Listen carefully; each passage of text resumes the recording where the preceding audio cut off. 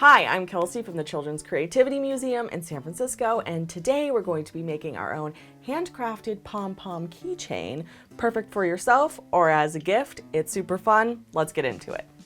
So starting off, you're going to want one of these keychain hoops. I'm sure you have one lying around your house, an old keychain that you don't use anymore, some yarn, and some scissors.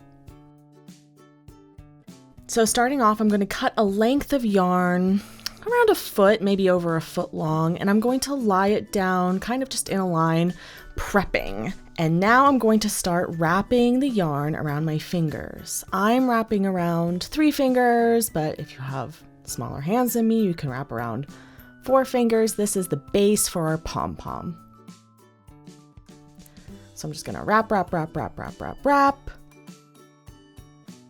And then once I'm done, I'm going to slide that whole bundle off of my hand, and I'm going to place it on top of that length of yarn right in the middle. So I'm going to make sure that length is in the middle of my bundle.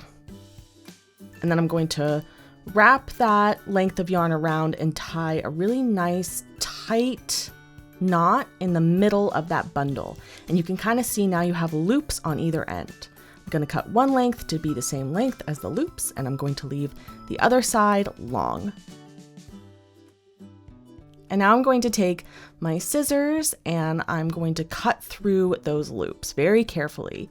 If you're nervous about this, grab an adult and have them cut through those loops for you. I'm just going to very patiently cut through all of those loops.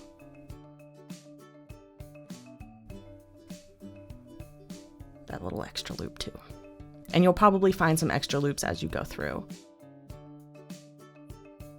And now I'm going to take this koosh ball looking disc and I'm going to fluff it up. I'm going to fluff. And I'm going to reach for my scissors a few times and snip through some loops. Whenever I see them, fluff. I'm going to fake you out by reaching for my scissors a few more times. Nope. Fluff. Nope. And I'm going to rub it in between my hands. I really want all of those little yarn pieces to stick up straight because I'm going to start shaping the ball. And since I'm going to be shaping and cutting it, I'm going to lay down a cereal box underneath to catch all the little fluff pieces.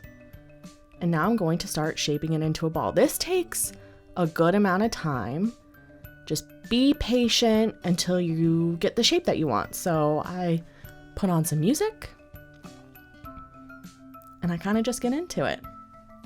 I wouldn't recommend like watching a movie or anything while you do this because you really want to keep your eyes on what you're cutting so you don't hurt yourself.